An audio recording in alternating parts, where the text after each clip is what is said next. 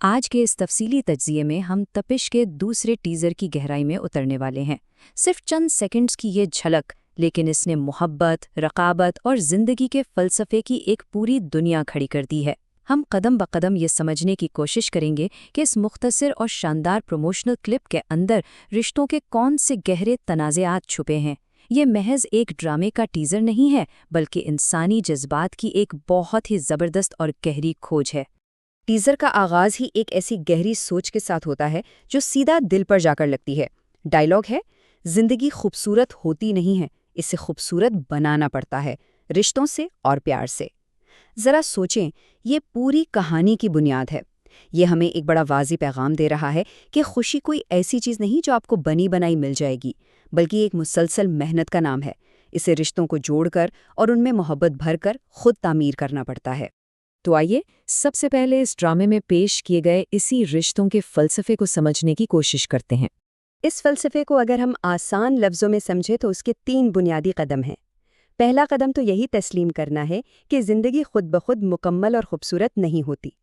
دوسرا قدم یہ ہے کہ ہمیں خود آگے بڑھ کر بامانی رشتے قائم کرنے پڑتے ہیں۔ اور تیسرا، جو سب سے اہم قدم ہے، وہ یہ کہ ان رشتوں میں محبت کا رنگ بھرنا پڑتا ہے۔ اس سے ایک بات تو بالکل صاف ہو جاتی ہے کہ اس کہانی میں محبت محض کوئی اتفاق نہیں، بلکہ ایک شعوری اور باقاعدہ کوشش ہے۔ اس نظریے کو سمجھنے کے بعد اب ہم کہانی کے ایک اور دلچسپ موڑ کی طرف چلتے ہیں، یعنی شاسر کی اچانک رومانوی تبدیلی۔ ذرا اس ڈائیلاگ کی شاعرانہ منظرکشی کو محسوس کریں۔ وہ آنکھوں کے رستے دل میں کیا اتری، شاسر کی تو دنیا ہی بدل گئی۔ کمال کی بات کی گئی ہے۔ اس جملے کے پیچھے چھپے معنی یہ بتاتے ہیں کہ محبت ایک ایسا طاقتور اور بے قابو جذبہ ہے جو انسان کی پوری دنیا کو نئے سرے سے لکھ دیتا ہے۔ یہ کوئی عام سی کشش نہیں ہے، بلکہ ایک ایسا طوفان ہے جس نے شاسر کی پوری کائنات کو الٹ پلٹ کر رکھ دیا ہے۔ لیکن کہانی میں صرف شاسر تو نہیں ہے، یہیں سے انٹری ہوتی ہے ایک اور کردار کی۔ اب سوال یہ ہے کہ کیا سنی حد سے زیادہ پر اعتماد ہے یا پھر محض ایک بے وقوف؟ یہاں ہمیں 2 بالکل مختلف رویوں کا زبردست ٹکراؤ دیکھنے کو ملتا ہے، اور یہی ٹکراؤ کہانی کے اصل تناؤ کو بناتا ہے۔ ایک طرف تو شاسر کی خالص اور گہری دیوانگی ہے، اور دوسری طرف سنی کا کردار ہے جس کے بارے میں رائے بالکل بٹی ہوئی ہے۔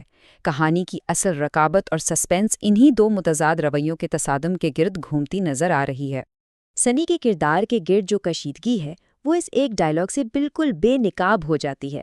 سنی اوور کانفیڈنٹ ہے یا بے وقوف، جو کہنا چاہو کہہ لو، اجازت ہے تمہیں۔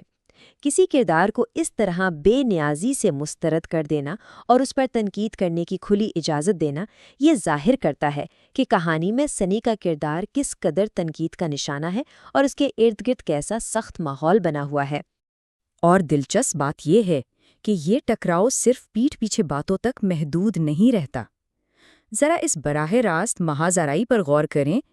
اتنی خود کو سمجھتے کیا ہیں آپ؟ یہ وہ مقام ہے جہاں انا کا زبردست تصادم ہوتا ہے۔ اس سے صاف پتہ چلتا ہے کہ یہاں صرف محبت پانے کی دوڑ نہیں لڑی جا رہی، بلکہ عزت نفس اور غرور کی بھی ایک بڑی زبردست اور ڈرامائی جنگ چھڑ چکی ہے۔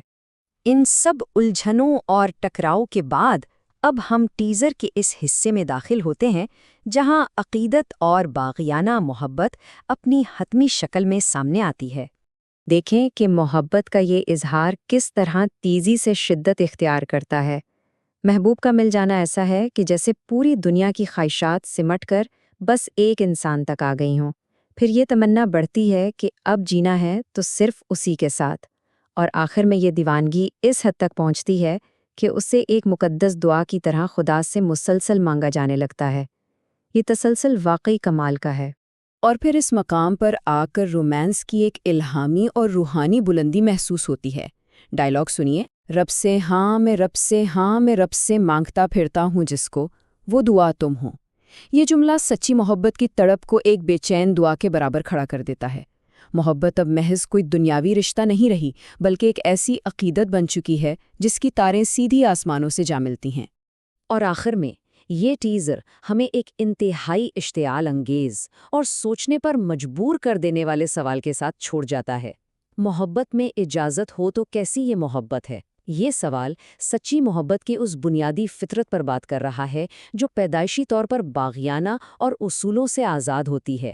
یہ آخری جملہ ذہن میں ایک زبردست ہلچل مچا دیتا ہے کہ اگر محبت کسی اجازت کی محتاج نہیں تو پھر اس شدید بغاوت کا انجام آخر کیا ہوگا؟